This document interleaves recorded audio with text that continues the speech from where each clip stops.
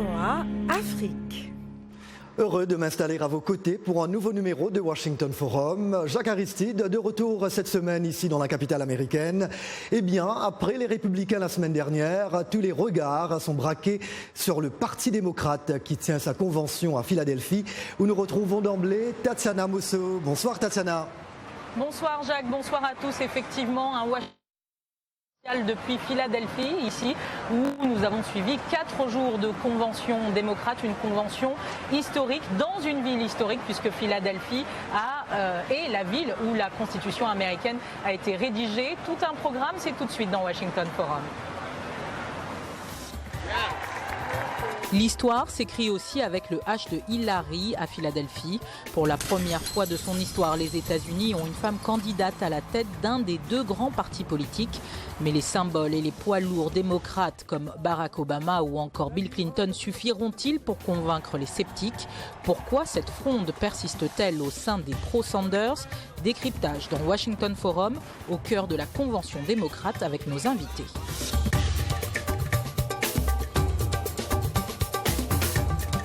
Washington Forum. Alors pourquoi cette convention est-elle historique? Eh bien parce que pour la première fois, l'un des 2 grands partis politiques des États-Unis a élu à sa tête une femme qui va être candidate à l'élection présidentielle de 2016. 4 jours de convention démocrate intense. Le point en images. Tous ceux en faveur de la motion, dites oui. Ceux qui sont contre la motion, dites non. Les oui le remportent. Sans surprise, Hillary Clinton est donc la candidate qui affrontera d'ici le 8 novembre le républicain Donald Trump. Merci à vous et merci à tous ceux qui se sont tellement battus pour que cela devienne possible. C'est vraiment votre soirée, c'est vraiment votre victoire. Il aura tout de même fallu que la famille démocrate américaine déploie tous ses atouts de charme, tout ce qu'elle compte d'étoiles montantes et de poids lourds pour éteindre l'incendie lié au scandale des emails et la démission de la présidente du parti au premier jour de la convention. Et qui mieux que Michelle Obama, la première dame qui bénéficie toujours d'une cote de popularité importante pour réussir ce tour de force. C'est ce que je veux, une personnalité qui a fait ses preuves, forte, persévérante, quelqu'un qui prenne les choses au sérieux, qui comprenne que les problèmes auxquels il fait face ne sont pas toujours tout noir ou tout blanc. Au 2e jour de la convention, les irréductibles supporters de Bernie Sanders jouaient encore les troubles faits. Pour contester la nomination de l'ancienne rivale de leur champion, ils ont investi les rues de Philadelphie et la salle de presse du Wells Fargo Center. Malgré l'appel de Bernie Sanders à voter et soutenir jusqu'au bout Hillary Clinton. Je décide que Hillary Clinton soit désignée pour devenir présidente des États-Unis d'Amérique. Mais les démocrates l'ont bien compris, c'est unique qu'ils doivent affronter les 100 jours qui les séparent de l'élection. L'adversaire est républicain et le président Obama l'a bien rappelé, soutenant plus que jamais Hillary Clinton.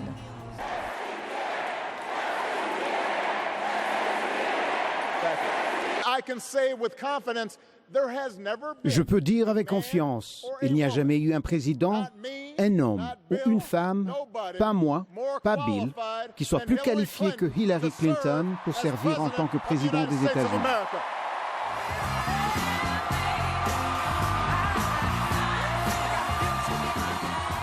Il reste au moins 4 mois à Hillary Clinton pour conquérir les indécis. Après une convention historique, la vraie campagne démarre désormais pour peut-être, au bout, devenir la première femme présidente de la première puissance mondiale. Voilà, toute une ambiance à Philadelphie. De retour à Washington avec moi sur ce plateau, le Guinéen Edouard Haba, président du conseil municipal de Hyattsville dans l'État du Maryland, un des rares Africains élus à un tel poste aux États-Unis. Edouard est membre du Parti démocrate. Et Tatiana, vous aussi, vous avez un invité à vos côtés à Philadelphie, je crois le connaître. Effectivement, c'est notre collègue Idrissa Seydoudia avec qui nous avons vécu ces 4 jours de convention. On vous en dit plus tout de suite.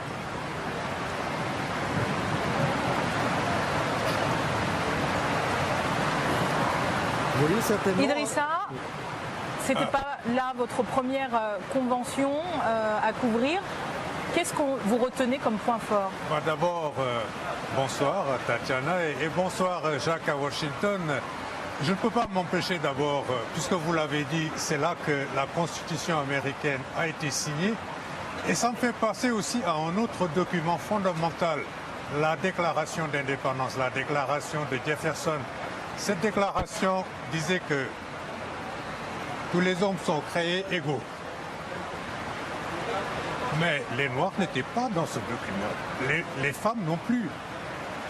Et quand on voit que ce parti a élu tour à tour, a investi tour à tour un Noir et une femme, peut-être qu'il serait temps, n'est-ce pas, de revoir ce document et d'ajouter que tous les hommes et toutes les femmes sont égaux. Effectivement, un grand pan de l'histoire qui s'écrit, qui du moins s'amorce ici à Philadelphie. Alors, la convention a commencé par un scandale, on se souvient lundi, et vous qui nous avez suivis sur VOA Afrique, la convention a commencé par ce scandale des emails au sein du Parti démocrate, mais les ténors et les poids lourds du Parti démocrate se sont succédés. On a vu le vice-président Joe Biden, on a vu plusieurs personnalités démocrates, dont le couple présidentiel, ce qui est très important. Est-ce que ça peut suffire à souder l'unité du Parti démocrate? D'abord, comment dirais-je, pour calmer les partisans de Bernie Sanders, il faut le dire, ils sont très remontés. Et malgré les appels de Bernie, il y a un noyau dur. Et même, on l'a vu hier soir à la Convention, quand le secrétaire à la Défense était en train d'attaquer les déclarations de Donald Trump sur la Russie et les emails, le piratage des emails, Léon Panetta a été chahuté par les partisans de Bernie Sanders. C'est dire qu'il y a ce noyau dur qui est là et qui refuse d'accepter la réalité pour des raisons concernant les accords commerciaux, concernant Wall Street et tout le reste. Mais dès le début, les leaders démocrates ont essayé de calmer le jeu en mettant en exergue les discours des héros de la gauche, Bernie Sanders lui-même et Madame Elizabeth Warren du Massachusetts. Effectivement, qui a été aussi à la tribune de la Reine.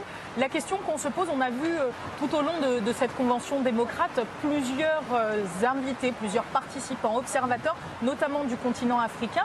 Alors on est en droit de se poser la question, est-ce qu'ils ont été invités pour qu'on leur dise voilà le modèle à suivre, voilà l'exemple qu'il faut suivre?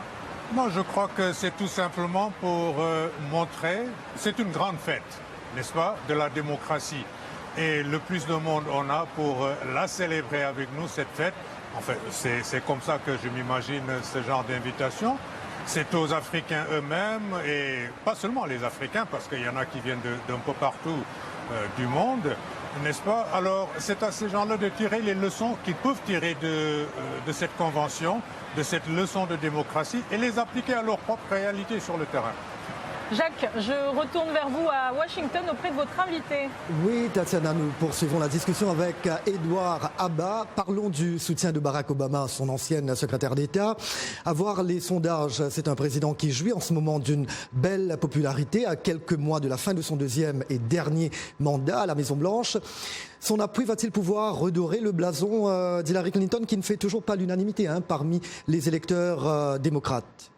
Jacques, vous avez tout à fait raison, mais il faut reconnaître que le président Obama a vraiment fait le point. Il a été, disons, l'explicateur en chef, si vous le voulez ainsi, qui a dit en quoi Hillary est capable, et il nous a fait signifier que ni lui ni Bill Clinton n'étaient aussi capables qu'Hillary l'est aujourd'hui pour assumer les rênes de ce pays. Et donc je pense qu'à partir de ce discours du président Obama, qui a d'ailleurs été bien acclamé, bien reçu par la base démocrate, je pense que nous, les démocrates, désormais, nous allons conjuguer le même verbe. Nous avons eu le temps de dire ce que nous comptons et il y avait des différences entre nous.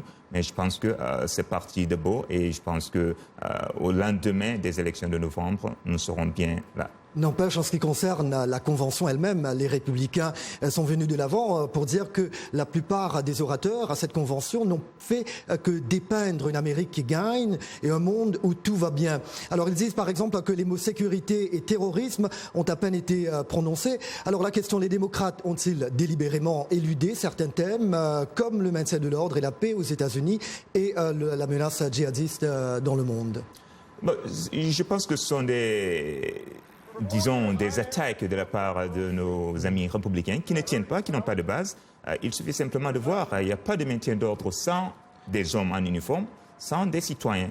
Et nous avons mis l'accent sur les citoyens, sur la réforme de la justice pénitentiaire ici dans ce pays. Donc c'est pourquoi vous avez vu les chefs de police qui étaient là, vous avez vu les victimes des oppressions, disons, policières ici dans ce pays, mais aussi au niveau de la lutte contre le terrorisme. On continue, nous avons un plan et c'est ce plan qui va être continué.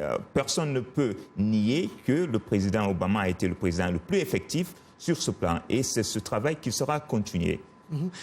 Tatsana Idrissa a évoqué cela tout à l'heure, cette affaire de courriels et donc qui ont fait l'objet de fuites. Hein. Alors, est-ce un problème quand même qui a gâché quelque part ce moment historique? Donc, voilà, d'avoir, comme Tatsana l'a dit tout à l'heure, pour la première fois, une femme candidate à une présidentielle pour représenter l'un des deux plus grands partis de ce pays. Ce qui s'est passé, il faut condamner.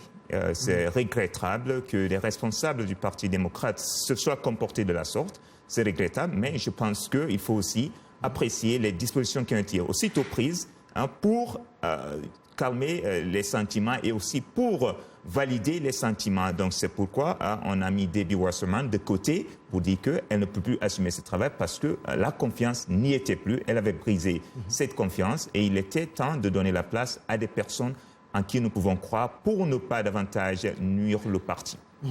Et ces partisans de Sanders, toujours hostiles à la candidate Clinton et qui continuent à dire d'ailleurs Bernie ou rien, vont-ils finir par se rallier et voter pour Hillary Clinton pour barrer la route à Donald Trump?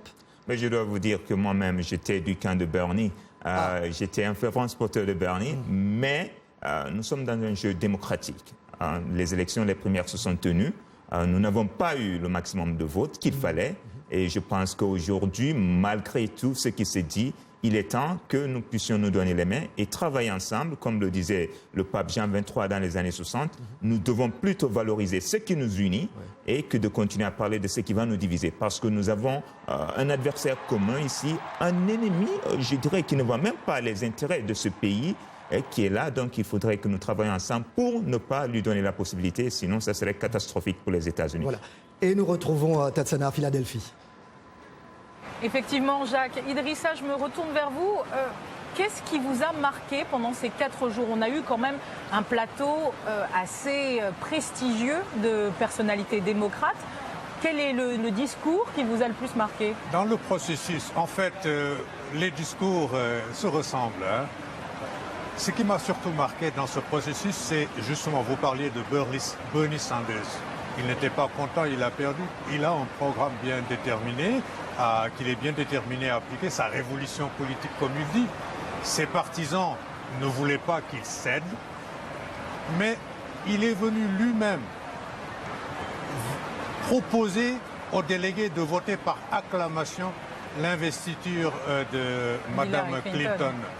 Et il l'a fait avec beaucoup de sincérité. Et quand le président Obama est venu lui-même prononcer son discours, il a aussi rendu hommage à Bernie Sanders pour dire qu'en réalité, bon, les primaires c'est terminé, on était adversaires, maintenant on a le même combat, il faut que l'on resserre les rangs. Et l'exemple a été donné par le président Obama lui-même parce que Hillary Clinton était son adversaire il y a 8 ans, exactement, à peu près. Exactement. Et quand les primaires étaient terminées, Hillary Clinton a fait exactement ce que Bernie Sanders a fait. Et par la suite, Obama a fait appel à Hillary Clinton pour devenir sa secrétaire d'État. Et maintenant, c'est sa plus grande amie. C'est ça qui est extraordinaire dans cette politique. Mais est-ce que ça veut dire que Bernie Sanders fera partie de l'administration Clinton si jamais elle est élue? Bon, peut-être qu'il ne m'en voudra pas parce que je suis à peu près du même âge. Il est trop vieux pour ça. On va marquer une courte pause dans ce Washington Forum. On se retrouve tout de suite après. La VOA sur votre portable avec l'application Mobile Streamer. Écoutez nos programmes n'importe où, quand vous le voulez. C'est gratuit avec Internet. L'application est disponible sur iPhone ou Android. Ou alors, composez les numéros de téléphone suivants. VOA Afrique, 24 heures sur 24 sur votre portable.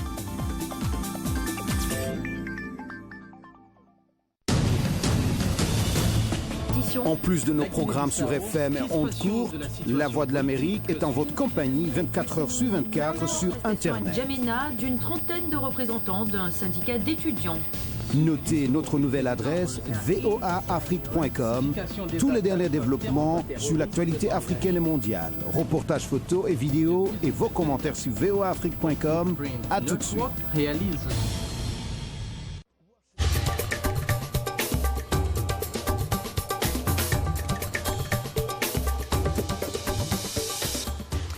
Mille merci pour votre fidélité à Washington Forum. Jacques Aristide, de retour avec vous à Washington. Hillary Clinton, non qu'on ne présente plus, épouse de l'ancien président Bill Clinton.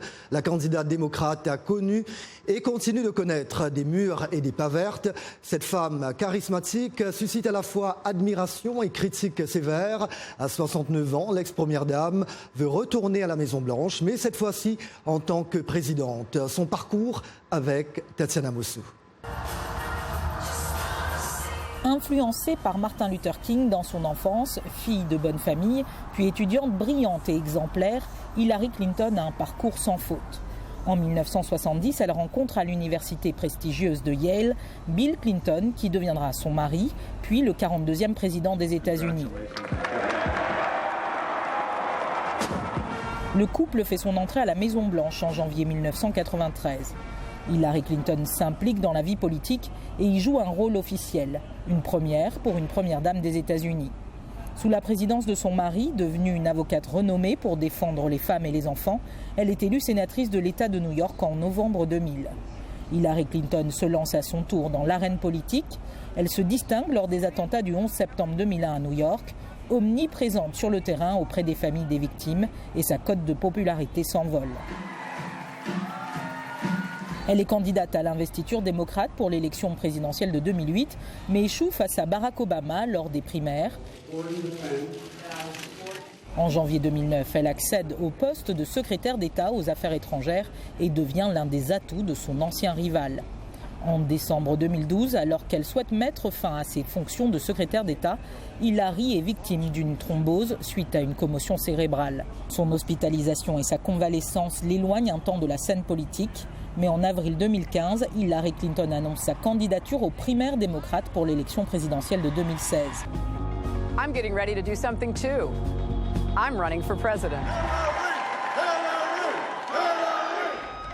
Malgré les enquêtes du FBI sur le fameux scandale des emails privés, alors qu'elle était encore secrétaire d'État, quasiment sans incidence sur la suite de sa candidature, cette grand-mère de 2 petits-enfants compte bien laisser son empreinte pour les générations à venir.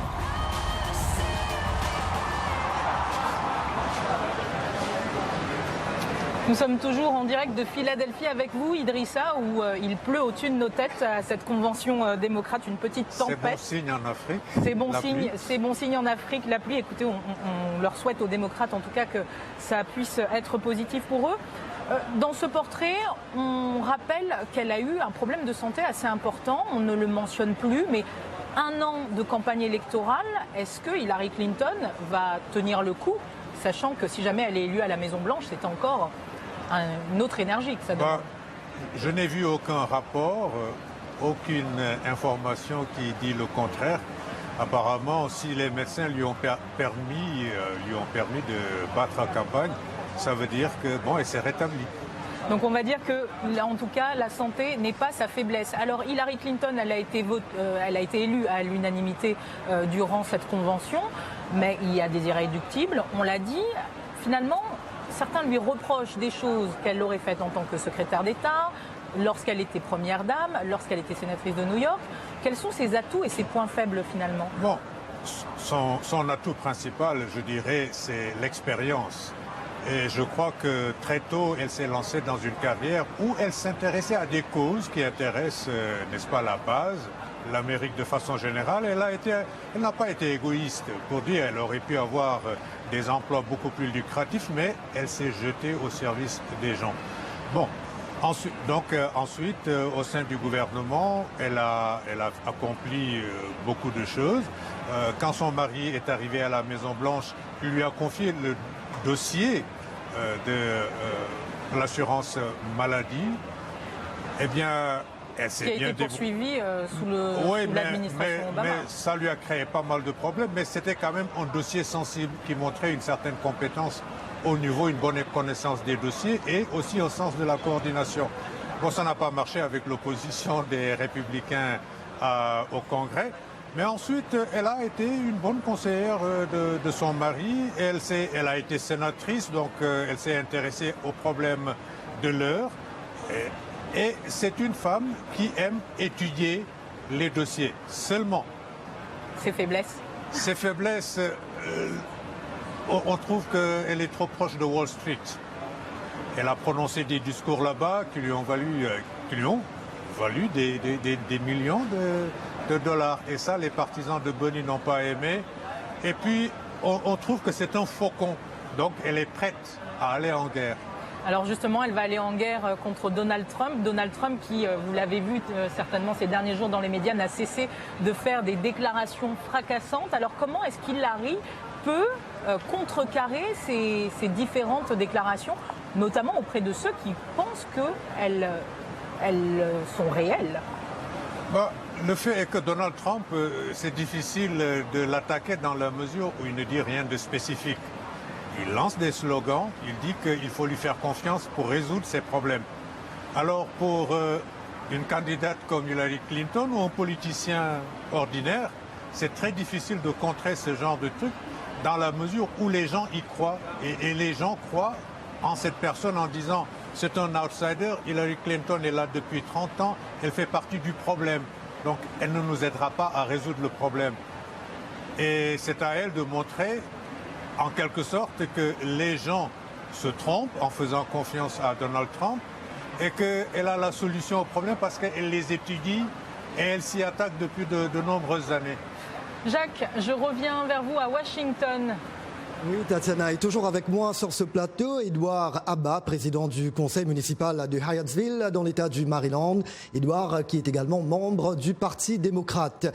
Alors, les deux rivaux, Clinton et Trump, ils ont un gros problème en ce qui concerne honnêteté et confiance. Donc, dans les sondages, on le voit, les chiffres sont effarants. Alors, d'après vous, qui des deux candidats se rattraperait plus facilement, plus rapidement sur ces deux thèmes, honnêteté, confiance, d'ici novembre?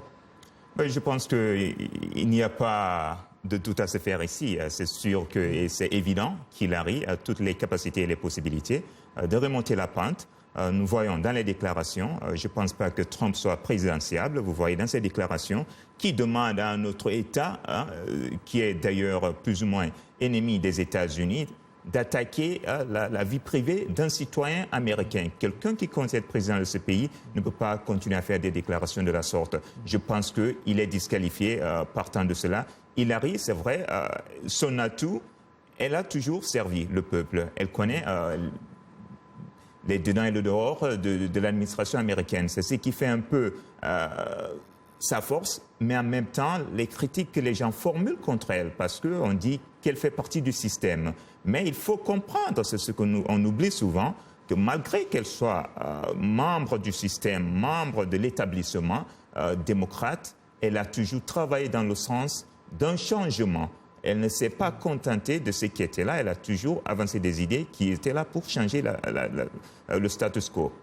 Alors, Donald Trump, vous l'avez dit, n'a pas la langue dans sa poche. Quand il s'agit de Hillary Clinton, il l'a traitée de menteuse, de première classe, d'escroc. Il a même invité les Russes à continuer à chercher les emails manquants. Écoutez. La Russie, si vous écoutez, j'espère que vous serez en mesure de trouver les 30 000 emails qui manquent. Je pense que vous serez probablement récompensé, d'abord par nos médias. Voilà pourquoi, si c'est la Russie, personne ne sait si c'est bien eux. C'est probablement la Chine, ou peut-être quelqu'un assis dans son lit. Mais ça montre combien nous sommes faibles. Ça montre combien on nous manque de respect. Supposons que c'est bien la Russie ou la Chine, ou l'un des pays concurrents, c'est un signe total de manque de respect pour notre pays. Voilà, Donald Trump, le rival d'Hillary Clinton. Sans plus tarder, quelques commentaires Facebook. Christian Djerabé de N'Djamena, Tchad, avec le soutien de Obama, Michel et Bernie. Hillary peut devenir la première femme à diriger les États-Unis. Les femmes ont un pouvoir de négociation. Elle pourra changer la politique américaine. Maïga Amadou Bamako Mali, elle ne pourra pas diriger les États-Unis d'Amérique. Ce sont les démocrates qui ont embrouillé l'Afrique et le monde entier et vulgarisé l'homosexualité. Amadou Oumarou Adam, Niamey, Niger. Je pense que c'est un combat entre le bien et le mal. Hillary est humaniste, contrairement à Trump. Cependant, les Américains sont très conservateurs. Donc, Hillary risque de perdre. Mais je souhaite la victoire du bien sur le mal. Et Lucien Frédéric, cette nation a besoin d'une personne qui voit le monde autrement, comme Trump et non Hillary Clinton. Il a une vision peu coûteuse et moins interventionniste de la politique américaine à l'étranger, ce qui déplaise ses détracteurs. Et voilà, Edouard Abba, si l'Afrique devait voter le 8 novembre, pour qui elle voterait d'après vous ? Je pense qu'on ne doit même pas se poser la question. En bon africain, ceux qui sont soucieux aujourd'hui de la situation qui prévaut dans le monde, le choix est évident et clair, c'est bien sûr Hillary Rodham Clinton. Et alors que dire à ces démocrates qui continuent à dire une femme à la Maison-Blanche, oui, mais pas nécessairement Clinton? Je pense qu'il faut être réaliste. Le terrain est clair. Aujourd'hui, c'est Clinton que nous avons. Oui. Quelle autre dame avions-nous voulu? Elizabeth Warren, peut-être, mais elle a dit qu'elle ne se présentait pas. Nous avons une candidate qui a tous les atouts, qui a toute la qualification et les capacités nécessaires pour diriger ce pays. Le fardeau qu'on veut faire endosser à Hillary n'est pas nécessairement un fardeau négatif.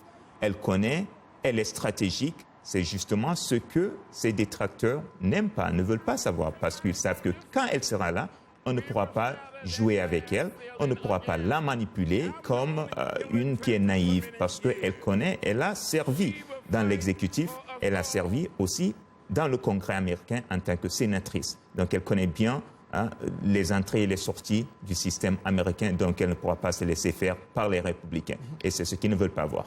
Mais les Américains ont soif de changement. Incarne-t-elle vraiment ce changement? Et d'ailleurs, on l'a entendu hier lors du discours de Barack Obama. En fait, ce qu'il est en train de faire, c'est de passer le relais. Et donc, c'est la continuité. Alors, est-ce que ça, quelque part, va poser problème? Je pense que le changement que nous cherchons, surtout en tant que démocrates et en tant qu'Américains, est là, c'est clair.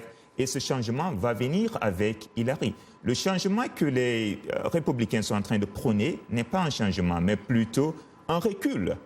Nous voulons un changement qui aille de l'avant. C'est pourquoi nous parlons, par exemple, d'assouplir le fardeau des frais de scolarité aux États-Unis, oui, de travailler pour qu'il y ait l'assurance garantie à tous les Américains, donc continuer le travail que le président Obama a commencé, mais aussi que nous puissions faire sortir de l'arène politique, de l'influence financière des nantis, oui, des États-Unis. Donc c'est un changement qui est là. Mais dites-moi, elle était secrétaire d'État de Barack Obama.